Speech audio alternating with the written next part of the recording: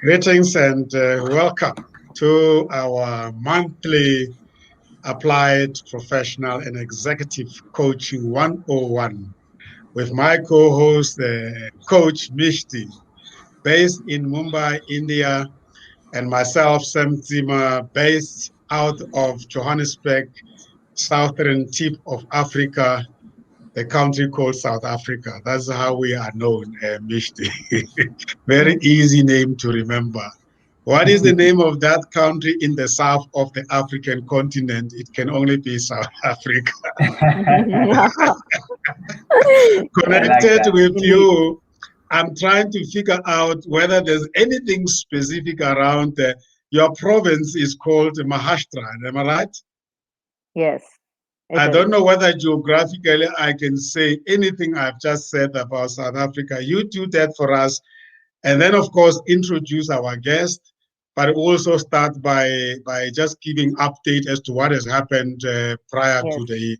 to the show today. But otherwise, I'm looking forward to another conversations with you, fellow coaches, around what we do with clients and communities out there using our coaching methodologies to help them achieve what they intend to achieve. Over to you, Mishti, and greetings from South Africa, Africa to India. Thank you so much, Sam. Greetings to you and greetings to all the wonderful viewers who are tuned in. May I start with an apology first? We were expecting Viswaroot Mukherjee, but due to a COVID crisis, he was not able to come in today. He's managing some crisis at work and in his personal space, so that has been a challenge. So we have been ready for crisis.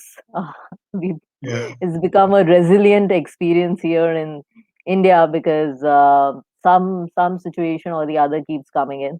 But heartfelt apologies. And on that note, I still promise you that we'll have a very interesting discussion today because we have a wonderful coach, a very experienced coach and leadership facilitator with us who'll be sharing insights on coaching and also working with emerging markets.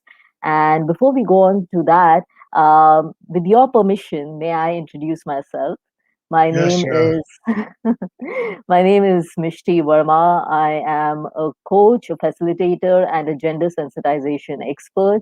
I work with a consulting company called OD Alternatives as a partner. ODA has partnered with over 300 organizations in their transformation journey, leadership development, and talent development. And we also have certifications in organization development and diversity and inclusion with the Tata Institute of Social Sciences. So, again, looking forward to a very interesting conversation today. And with great pleasure, may I introduce our guest today. Our guest is Coach Rahul Shah, a very experienced leadership facilitator and an HR professional with over 22 years of experience. He's worked with many countries, many populations. He's worked in France, he's worked with Cambodia, Singapore, Vietnam, and he's coached different kinds of populations. Besides that, his passion is to really mentor and coach the youth to catch him young and bring out their best potential. So that is the brief introduction of Rahul Shah, but it doesn't do justice to his journey. So we are going to understand more from him. Okay, so Yes. over to Sam, and then we'll take it forward. Yeah, what a pleasure. Thank you very much, Coach Rahul, for availing yourself at the last notice. And I always say that as coaches, we go into our coaching sessions ready to hear what our conversation partners, being our coaching clients, bring to the table. So I'm sure this was not a shock to your system.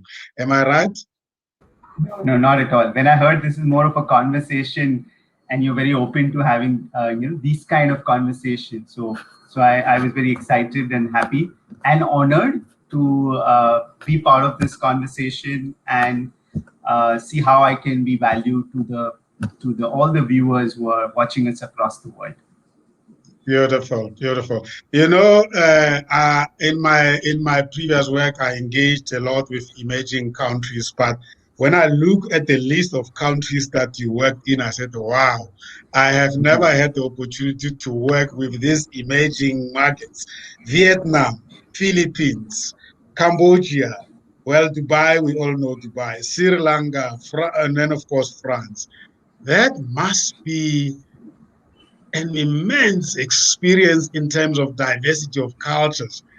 Maybe let's do give you the opportunity just to take us through your journey to here. And I know it's a big ask, but we certainly want to hear what insights you bring from such diverse countries as a coach, and what can we learn from your experiences. Yeah, no, absolutely. Thank you for sharing that. And as I'm talking to you, it's a privilege when you get opportunity to work across the globe. And I'm sure last 1.5 years, people would have seen that it's much easier to reach out when you're looking at doing all this online. And as I'm talking to you, I'm working with Kotavela.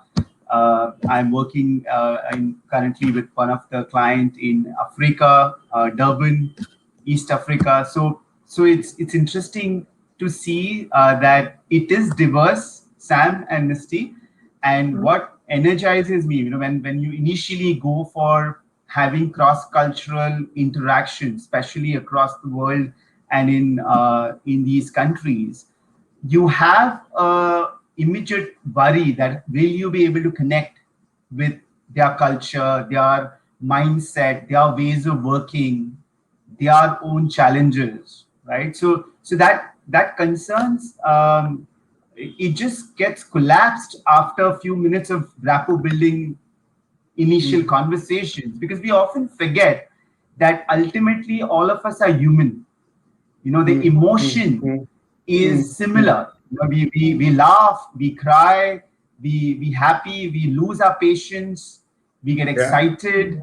So if you really notice, those are very similar across the world, across country, across culture.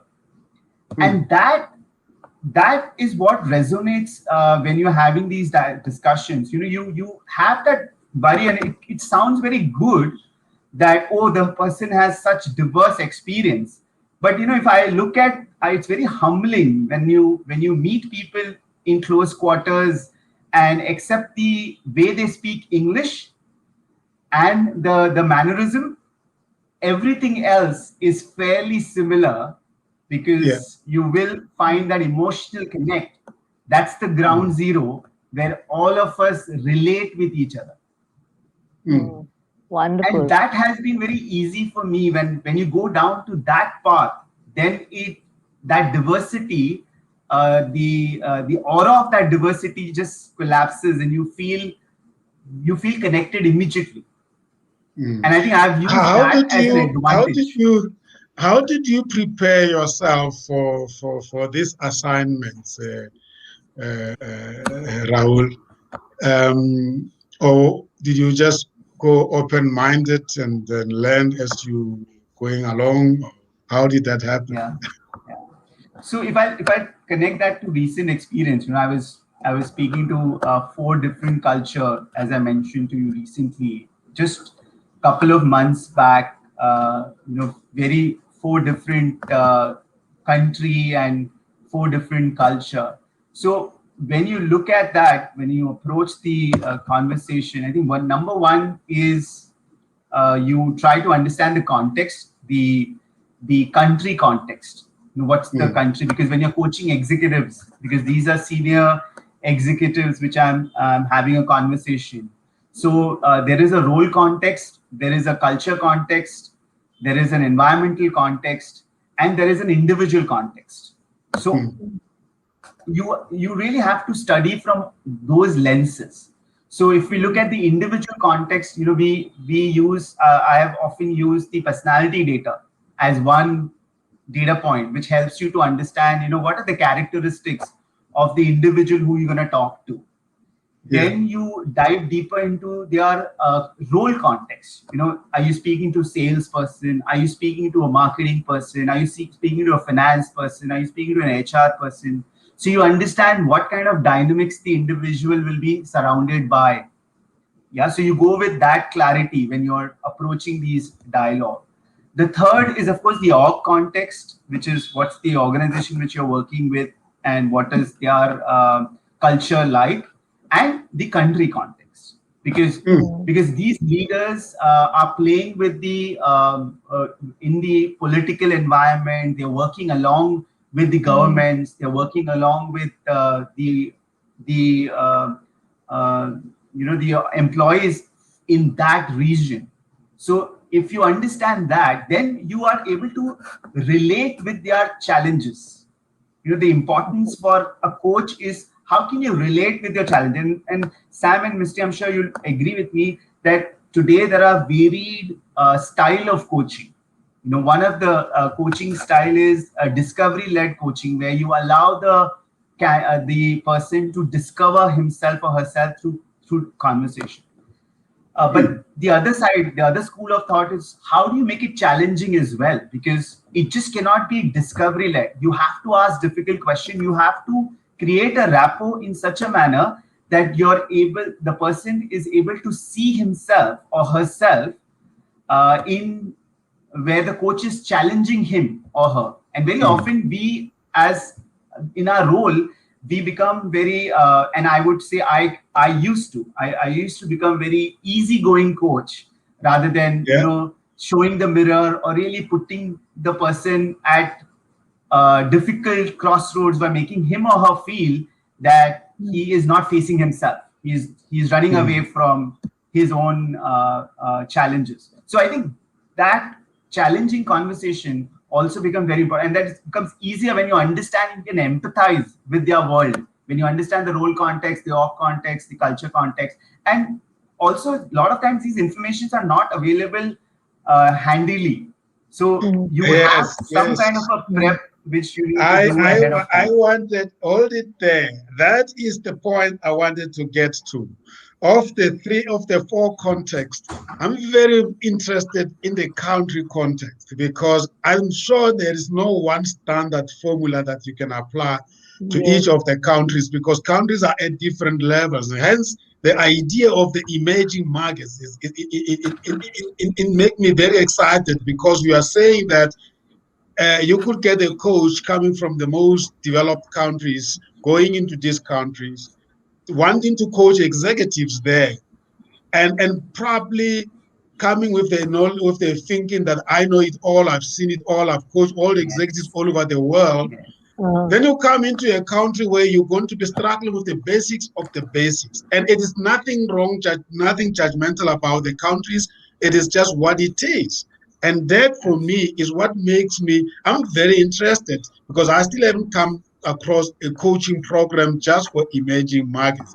But I think in coaching we talk about context. So the emerging market is a context. And I want you to share with us as a coach, and you are guiding other coaches around the country context, over and above just culture and diversity. What are the Yes. things that when you were going to Cambodia and you're going to all these countries, were the things that coming up and they stayed with you and you think are valuable for anyone who wants to coach in those contexts?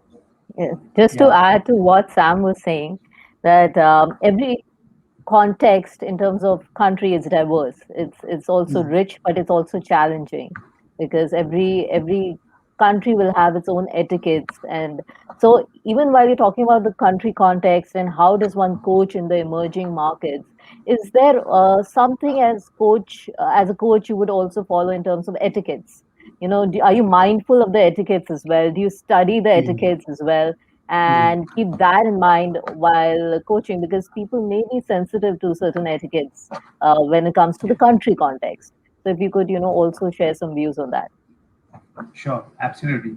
And thank you, Misty and Sam, to share that. So I would say it's, at the forefront, it's these are hindsight insight, if I may Mm. call that out, Yeah. because when you're going into it, Mm. these you may not be like perfect when you're getting into the conversations as such. So for example, I was doing a conversation for Dubai market last year, almost 15 months back, and parallelly I had an assignment in another market. So Dubai as a market is very different because it's a melting pot from a culture standpoint, right? And some of these informations is fairly available because you know that that market is very different, and it is not and there are issues when you go into the conversation. Their issues are very different because they have challenges of trust.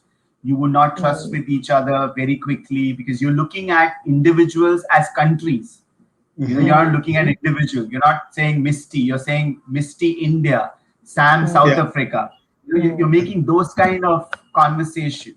So if you understand that, you know what's the underlying tone when you're having a conversation with individuals in that market, right? And parallelly, like if I go to, I remember I went to Philippines and very limited idea on how the culture is, and very concerned how will I be accepted, what's that. I only knew Philippines as a friendly culture. Yeah. So it's a country which is very friendly, warm, and people will be very inclusive. So with that thought, I had gone. But what really helped me is whenever you go, like when I used to travel. Now you're not traveling for the last 2 years, but when I went traveled, I would be friend with everyone. Like I would go to the hotel, I will be friend with that individual to understand what that culture is, what are the things, what is the terminologies you would use to really create that rapport and have conversations. And to my advantage, like Philippines was interesting because I had a friend who had another friend who was an actor. She was an actor, local actor in Philippines, and she connected me to her. So the first thing I did before my conversations, I had like a leadership workshop, and so just 2 days before that, I made sure I had a conversation. I met her, and to my advantage, she was a known celebrity. So I clicked my snaps with her, Yeah. and I clicked snaps with all the locals whenever I was to go to the market, with the hotels people.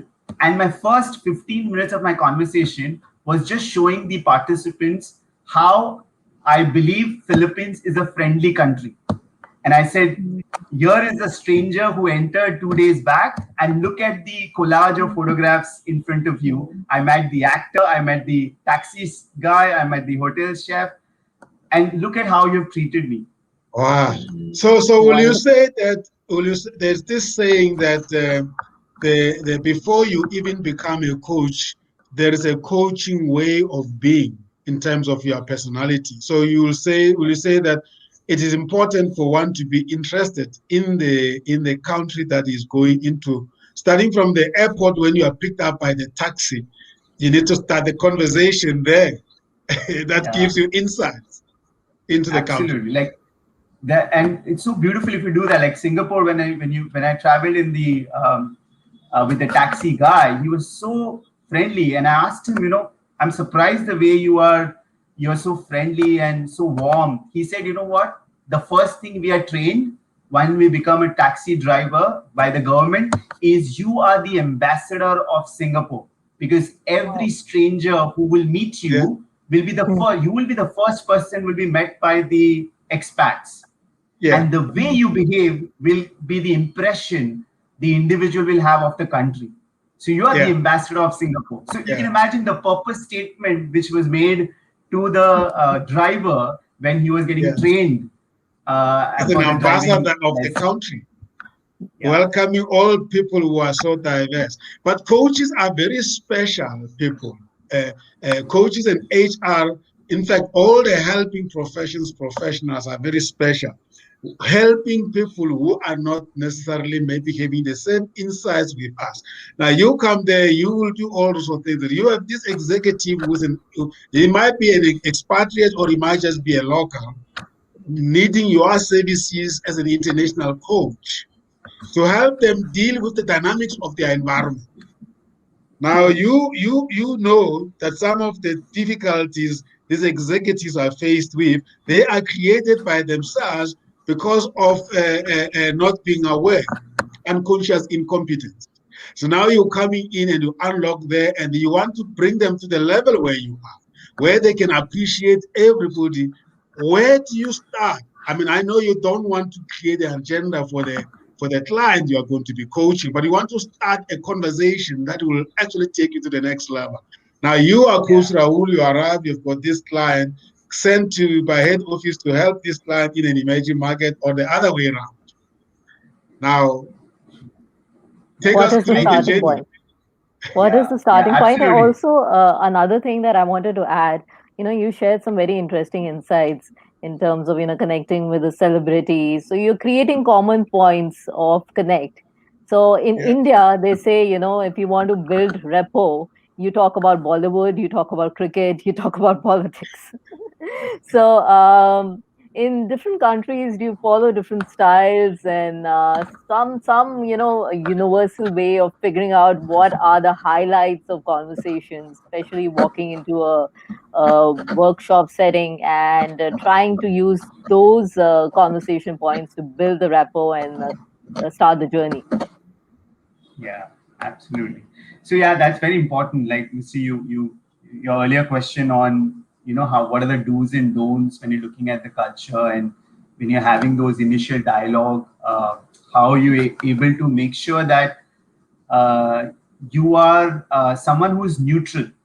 And Sam, Mm, to your point that the importance of you are not coming across someone who's been sent by headquarters to change you.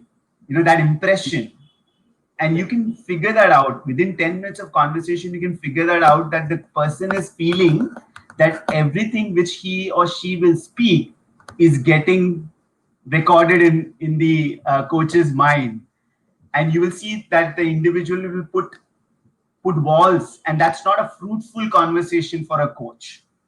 Yeah, Mm. and I'm sure we learn in our coaching lessons, and it's very difficult. That empathy piece, it's not easy. We know, we understand, but really demonstrating that empathy, that I can understand your pain and I can see where you're coming from. I think that differentiates between a good coach and the best coach. How you're able mm, to articulate that and show that you're vulnerable. So I think the first half an hour, Sam and Misty, would be very important when you're having mm, this dialogue where you're neutralizing that I'm interested in you and your journey mm, mm, and your challenges. So I often don't interrupt, cross question in the first 20, 25 minutes of the discussion. For me, if I look at my style of coaching, I am very context coach, which means I spend a lot of time in understanding the individual's context from the individual themselves, because that mm, becomes very important, so that he or she feels that the coach doesn't have an ulterior motive. He's understanding me basis how I'm painting myself to him and my environment. He's not come prepared with his own pre assumptions about my world. mm, So if I have established that kind of connect with him in the first 15, 20 minutes or half an hour, that I don't have any background of who you are. I am understanding you basis you make me understand who you are. And I trust you completely on that. And if I've established that and I've seen 9 out of 10 times, then the coach has an advantage that the person feels that you were heard by someone, because the advantage coaches has irrespective is that the person will listen, and very rarely you get that time to pause, because senior executives don't get time to talk aloud. They don't speak to their spouse. Their managers don't have time to have so much conversation where they'll give 90 minutes, 1.5 hour to just share their perspective. They're always in the run. So this Yeah. pause moment is very well appreciated, unless there is no value in that conversation. So in the first Mm. half an hour, of course, they'll appreciate that the person is hear you. And then once you move into the second segment, where the individual starts seeing the value, he or she starts seeing how I am my own challenge, and I have created stories in my own mm, head about mm, people, situations, issues. and I have to change. I think those value adds, if you don't provide that in the later half of the conversation is not meaningful. But just to quickly answer your question, I would say that first 20-25 minutes of rapport building and empathy, connecting to the empathy in the true sense, becomes the Mhm. most powerful way to show that you're not someone who's come from headquarters to just put something to rest, but you're here to help. There's a lot Let's of talk about, neutrality. yeah, Mishti. Yes. So there's a lot of neutrality in the first 20 minutes of the conversation. And I hear that you talk about a lot of observation as well. So what I hear you say is that you really need to observe the dynamics in the first 20 minutes. You need to observe the context a lot.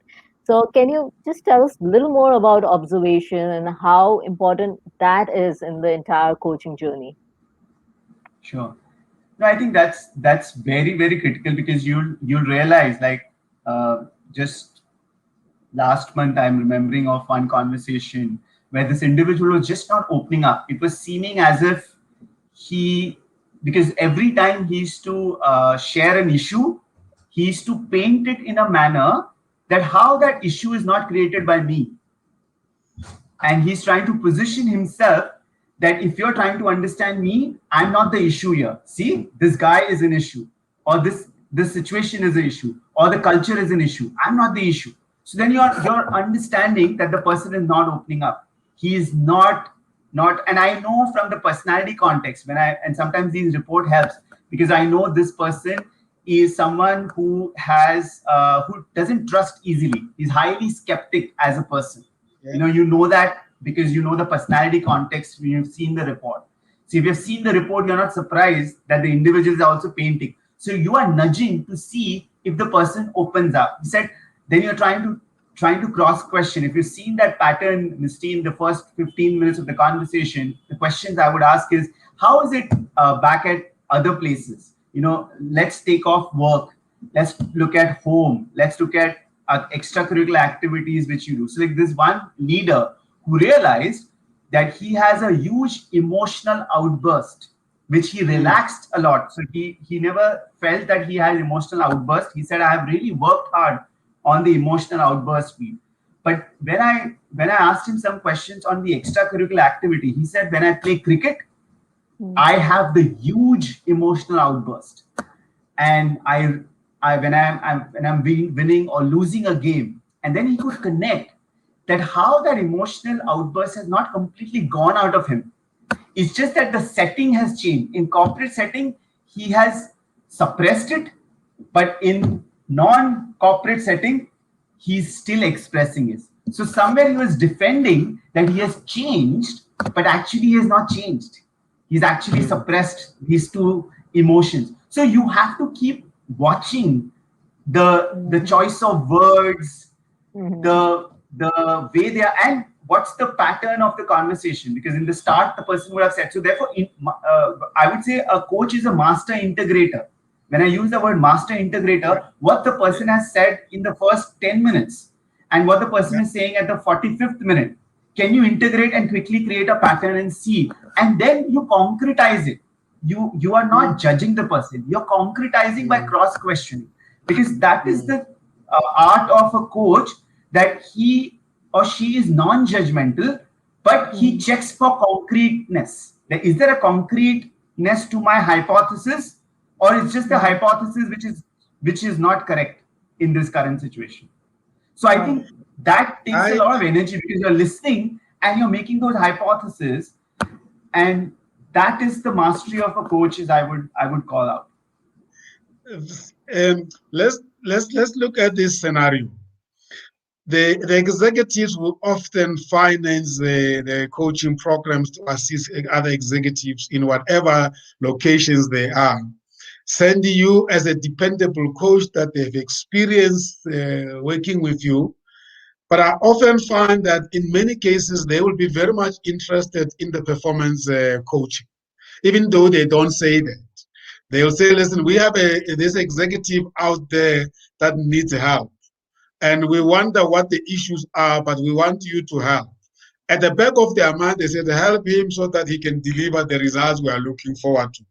Now, when you arrive in the session with the client and you speak to the client using the conversational coaching approach, context approach, and then you find that the issues are lying very much squarely in the individual context and nowhere else. But this is never get discussed because in the company we don't discuss personal issues. Now you are stuck between the rock and the fluff in the face. You know what do? You can't prescribe. You have a three-party relationship contract. And the sponsor side is very strong because that's why they called you. This one, you have to dig it out to say, my friend, I think you need help. And what do you do as a coach, especially in cultures where people don't open up? Wonderful. That's a good question, Sam. And I think as a coach, and I'm sure people who are listening, and I'm sure you and Misty would have also gone through this, is it puts you into a spot, and it often it happens in situations where you see the coaching contract is loosely created. Because you realize, like, a lot of times I've seen experiences where the manager and the team member is not talking, and the manager is feeling that if I speak to him, it will be difficult and it will impact whatever performance I'm getting. But this guy is not moving to the next level, but I cannot have a conflicting conversation, and I can see that. So what the manager will do is he will run to the HR and say, can we find an executive coach? And the HR will reach out and say, okay, we need a coach for this person. And the question really then is what role managers play, because the coach cannot play the manager's role. But if the manager wants the performance, I mean, coach cannot ask for performance on behalf of the manager. You have to be very careful of what you can do and what you cannot do, because there is a sponsor, there is a manager, and there is a coach. And if you don't contract that very well, what's the goals of it? And of course, there is a coachee himself. So I would say if you triangulate, and if you don't contract it, Sam, it becomes challenging. And I would say 50% of conversations are non-contracted, where there is no clarity. The point which you mentioned, because when you dig deeper, you realize that there's a deep issue the individual has. The organization not giving him raise. He is getting tremendous offers outside, and organization looking at potential pushing him to the next level of executive, but he's not getting that role which he's asking and demanding all through. So what are you talking? Because your coaching stops there, because there's clarity, there is clear what the individual wants, but the organization is not giving. But he's saying that, okay, make him change. It will not happen. So you have to go back to the drawing board and have conversation with the sponsor, have a conversation with the coach, because sometimes coach has to stick their neck out and say, this is beyond us. I cannot, what I am hearing and what is being communicated, I think this is not part of the scope. And I don't think so I have a role in this. Very often, a coach gets defeated because the sponsor has hired him. So he has to play that agenda of managing or communicating what the sponsor is asking him to do. And at the same time, to build a rapport with the individual, so that the individual becomes vulnerable and he opens up his pain. And you realize, if you empathize with him, his pain is really true. And there is a issue between the sponsor and the manager, which he has to. So very often, like in one of the conversations, specific example is where I would encourage the coachee to have that dialogue, because there are certain rules of contract where you cannot speak everything what the coach is telling you to the sponsor and the coach. So you have to be careful. You have to be abided by that terms also. You cannot breach the confidentiality. At the same time, give thematic message. But can you encourage the coachee and inspire him or her to have a direct dialogue? Make him prepared to have a dialogue with the sponsor and the manager and have a courageous conversation. So I think that it's very case to case, Sam. But the point is, the coach has to stick the neck out sometimes, because they are under immense pressure and somebody is using their shoulders to shoot. I'm sorry to say and use that word, but it happens in the real world, where you are, and the moment you realize that's happening, I think it's important to call that out and share what is possible and what is not possible. And at the same time, I understand the coaches, the coaching fraternity which is hearing, they'll say, hey, easier said than done. You will laugh at the statement. Easier said than done. I often said that uh, something that puts us executive coaches in trouble is that these people are under pressure to deliver life-saving results, if I may use Yeah, that. yeah, And you see it through them that they are stressed. So I do believe that it's a very serious space, but it is what you I hear you saying is the delivery of the results is not that direct. It's not like you're working on something and when done, the results come in. You work on the complexities, as you have mentioned, those contexts.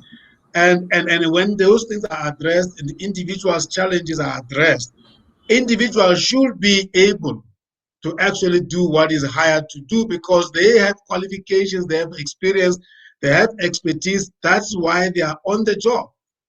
So these are the noises that are caused by the context that you want to make them aware, conscientize their sponsors that I don't necessarily work on the performance plan of this person. I work on the things that will enable this person to deliver what he agreed with you. And that sometimes is not immediately evident. It requires patience that people move from the current state of being and slowly, after a while, you produce a star. In other words, I have a feeling that in the contracting as coaches, we need to bring this across. And actually, the way we contract, we need to negotiate for this valuable asset called time. The fact that I'm taking you through 12 months doesn't mean that at the end of the 12-month coaching session, I have delivered. Maybe it's another 12 months before you see the impact of my coaching or earlier, intervention. Sam. For all you know, it could be earlier as well. I have Yeah, Absolutely. finished by 8th month, and I don't be required. Am I absolutely. courageous to say that? Hey, I think no more. My need is there in the 8th month, though the Yes. contract is 12 months. So Or the perhaps journey is there a could be little, another issue that emerge, and then if they feel you're still the right coach to do that, then they can Absolutely, recontract with yes, yes. absolutely, So the journey is a little fluid in that sense, and it's not that specific to an ROI here. It's about constantly clarifying the expectations and coming together to agree on what the deliverables are. So absolutely. I feel at every point you are constantly clarifying expectations. And what you've been talking about, Rahul, sounds like a very strong balancing act between the stakeholders and the individuals that are being coached. So, Yeah, just couple any of weeks back, Misty, one of the example comes to my mind is couple of weeks back, I was having this mm, conversation with a new manager who's got transitioned mhm, into a new role. He was mm, now a sub-region head, which means mm, East Africa, Middle East, uh, Africa region. So everything is coming under him, and we had a individual development plan discussion, and as a part of a check-in, it's important to get in the manager also. So we established the contract, identified what the areas from a development lens, and we said, okay, let's go to the manager and have a conversation with the manager what he thinks should be mm, these priority areas. And he had a conversation with the manager, and the manager took over the entire conversation, and he went into a various dimension, and I could see the coachee literally freezed. He just couldn't speak in front of the Mm, manager, not defend why he has picked up some of these. And I was quite surprised. I was trying to paint why he has, and I was trying to coax him. Hey, you know what? We discussed that decision making is a strength of yours. Why didn't you tell that this is one of the reason why we have picked up this? So he was doing it at a very shallow level. He didn't come across as very strong. And immediately after that conversation, I had a half an hour discussion, and I realized that he had a huge fear with with the stakeholder. Imagine if you're immediate manager who's, of course, and he's not able to have a contract. So like Sam, what you said, a new need emerged out of a contract where how he has to handle his conversation with the manager and feel comfortable to push back. mm. And these are new insights which comes in when you do these check-in conversation, Yeah. Misty, so that Yes. you are not too broad, because then you're getting to specific and you're giving specific help. Sometimes it could be beyond scope as well. Absolutely. Mm-hmm. And Rahul, another thing that you just mentioned about how this individual really froze, with fear. So, in my experience as a coach, and when we do a lot of sessions for organizations, I realize whenever you're taking feedback from employees, employees are very hesitant to talk or share because they feel that that feedback will go to the management or go to their managers, and then they'll get into trouble. Lack of a better word. So, how do you solve that problem for them and help them open up and give them that trust that it is okay to share because you're here to solve the bigger problem. uh, so that is a challenge that I have come across a lot. So what are your insights on that? Sure, and I don't know. I'm gonna use this. I often use some of these techniques. One of the technique is Misty. You would know. It's called psychodrama. Yeah. Sam, I'm not sure Yeah. if you're aware Yeah. of that. Yeah. Mm-hmm. Which is a beautiful technique where one of the things which a coach role is to build coach's muscle, and the muscle of the coachee cannot come in by just having conversation. You have to role model it or role play for him, Mm. right? So I often do that role play activity where I will ask him that, like an empty chair kind of an exercise. We make Yes. him do that. Okay, imagine if this Mm. person is your manager, how would you have the Yeah. conversation? Yeah. Now the person says it, I will do it this way, but when he embodies that, actually Mm-hmm. doing it, it's a very different, and it's a safe environment because he's doing, or he or she is doing, in the presence of a coach.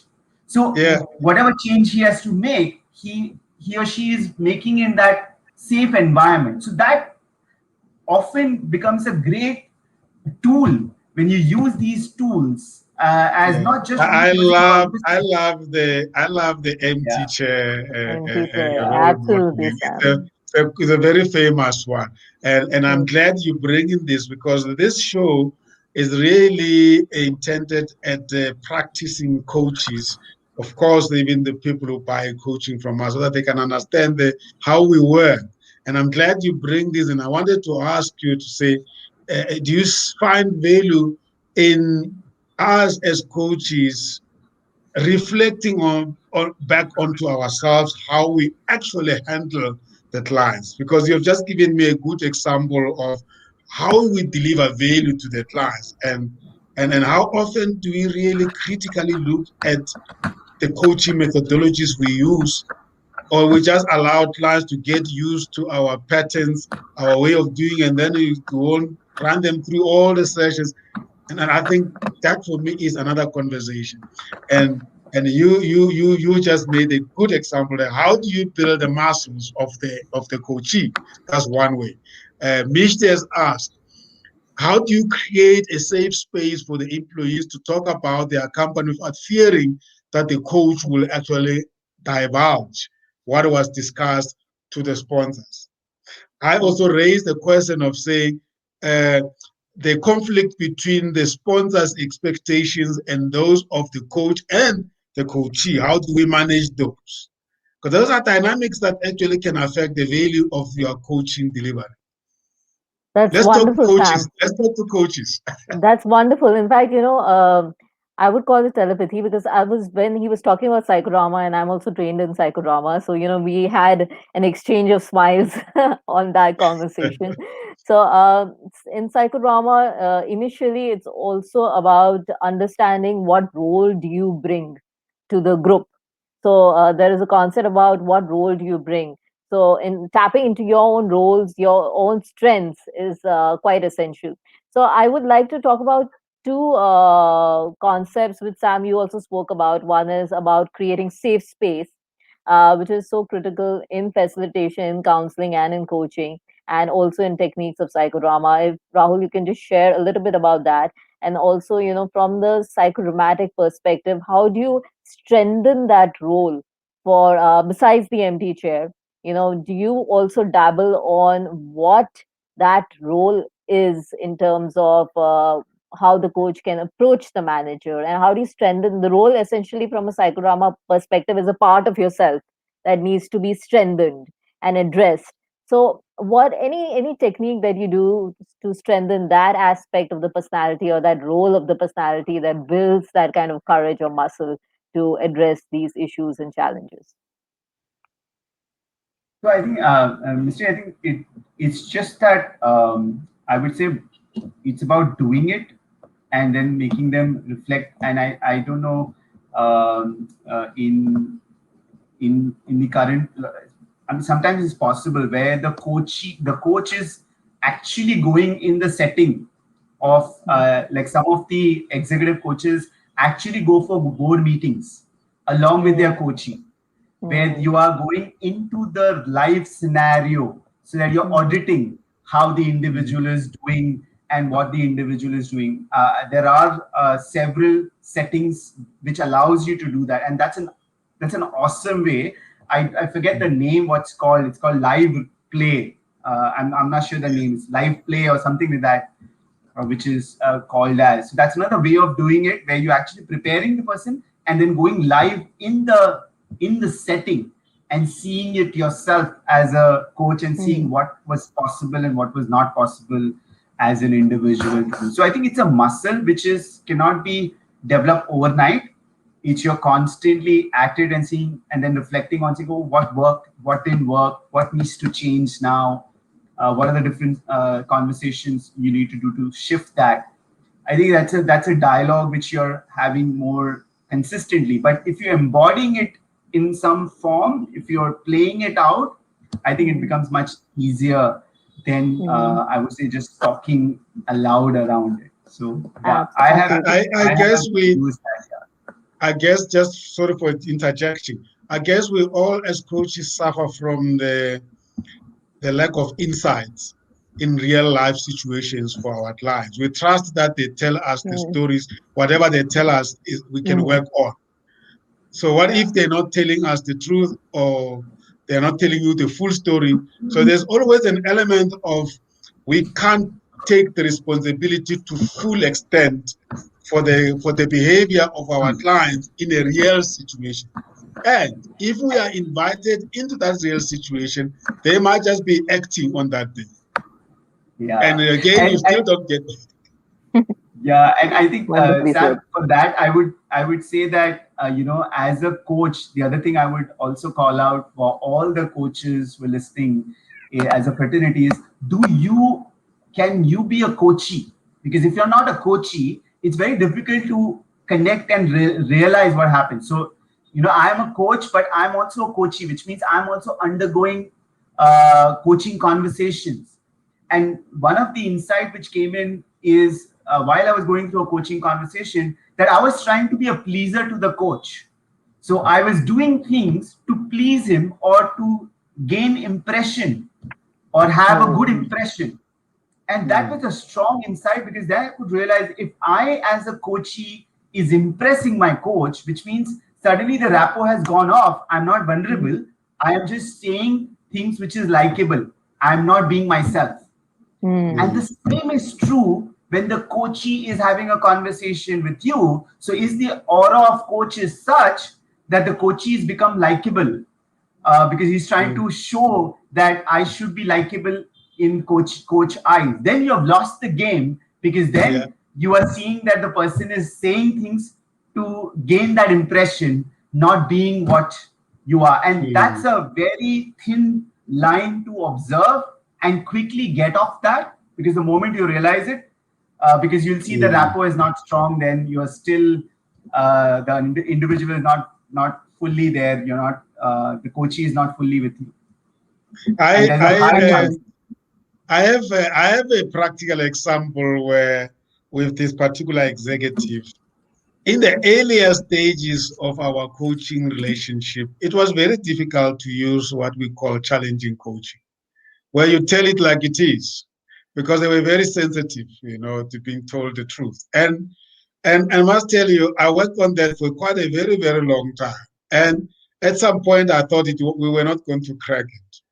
But I must tell you, The beauty of where we are now is like, it's like then you say, but so it means some of the things that we were doing was not really coaching. I said, I was pushed into a situation where I just failed to apply the true coaching approach to you because you were not receptive and the relationship wasn't established enough for me to tell it like it is. But I'm very glad that through supervision, so I got to a Mm. point where I realized that I'm failing myself, actually, because Mm. if you're staying in this relationship and you are not telling this executive the wrongs that they are doing, you are not helping them and they're not getting value for money. So Yeah. the message for me to us as fellow coaches is that sometimes it's going to take a very long time, especially when you're working at the top end of the leadership, to build the rapport that you require to be able to tell it like it is. But when you get to that point, I tell you, they will see return on investment in an amazing way. So that's just my own experience, because we do feel vulnerable as coaches too Yeah. sometimes. Yeah. Absolutely. Absolutely. And I think just to that point, you realize that we take ourselves sometimes very seriously, because I had an advantage of, in one of the organization, four coachee, same organization, different levels, same levels, and four departments, and I could see that all the four has taken very different path from me. Mm, One coachee was so non-actionable, and the fourth coachee was so action oriented, and he used to do whatever he committed to do. And I stepped back and thought that, to get the best out of the coach is also coachee's responsibility. As a coach, I have to mm, do my best, but the coachee's responsibility is to get the best out of the coach. And if mm. he or she is not doing it, it's a disservice which he or she is doing for himself. Yeah, It's yeah. wonderfully said. It's a In partnership. fact, It's a it's a partnership. Yes, partnership. Yes. Yeah. yes. In fact, And there is. we often, sorry, Michifo, sorry, Yes. I'm talking over No you. problem. So, We yes. often wait too long to emphasize that this is a partnership, and, This is and, and therefore the success of it depends on all of us, not only the coach. yes. Yes. Sorry, Yeah, Mishti, So, you can. yes. So the contracting is not only with the management. The contracting is a lot with the coachee as well, in terms Mm, of exactly. mm, clarifying the mm, trust, the expectations, and what overall the norms are expected. So Yeah. also, we were talking about what you were saying, that you were working with these four different coaches and one was not at all responsive. So I remembered a saying that in coaching it is that not everyone can be coached, Hmm. and you have to realize that at some point that this person is not ready, or you may not be the right coach for that person, because Correct. everyone is looking for a different style at times. And when you said that as coaches we should not take ourselves so seriously, that it is something, it's a task that needs to be delivered. So how comfortable are you with the idea that there could be a coachee that may not want the coaching that you're offering, and the fact that not everyone can be coached, and how do you deal with that? Yeah. And I think there's a saying which comes to my head is, when the student is ready, teacher arrives. Isn't it? That's true. Yes. And you cannot wait for the student to be ready also at the Mm, same time, right? You mm, have to get the deliverables, as Sam, you mm, were sharing upfront. So yeah, so it's important for the coach to share. And I think this is where the challenging coaches feedback comes in. Very often we don't give feedback to the coachee that, hey, you canceled last meeting, you coming late for three meetings, you come 15 minutes, 20 minutes late, and everything what we discussed, it seems you have forgotten, or you were not able to work on it because there was too much pressure back at the workplace. Yeah. So I'm finding, I would say, muster the courage. I'm finding, I want to recheck what's the value we are deriving out of this conversation. What value are you feeling? It's mm, important that you're investing your time and effort and energy, and I'm investing my time and energy. And are we accruing the value which you want?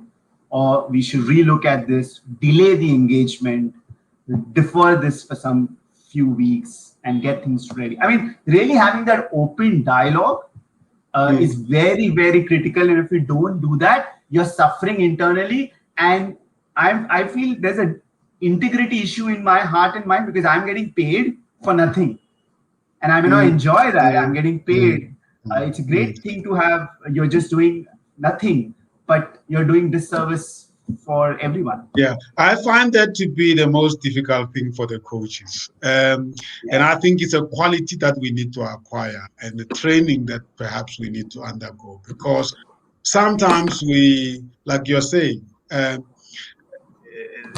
things happen that are not right and they need to be addressed. And I always say that sometimes we overplay this saying that try to not be involved into logistical aspects of your coaching program and whatnot. And that's why we employ coaching assistants or administrators. And often we say, please, can you just tell that client that uh, they must stick to the time, please. So they must come late. And what I hear you saying is that actually it is part of our deliverables that we give them feedback on the behaviors that they might be doing somewhere else that they are doing to you. Yeah. And the importance is behavior. So it's factual. You're not like, oh, I feel, I think. Yeah. You're talking concrete by giving examples of what has happened. Yeah. So, Rahul, I hear you use the word concrete a lot, in our conversation today, that it is important for you to concretize the conversations, the feelings, the behaviors. So, I would want to, before we go on to concluding the conversation, I want to hear a little bit about Coach Rahul.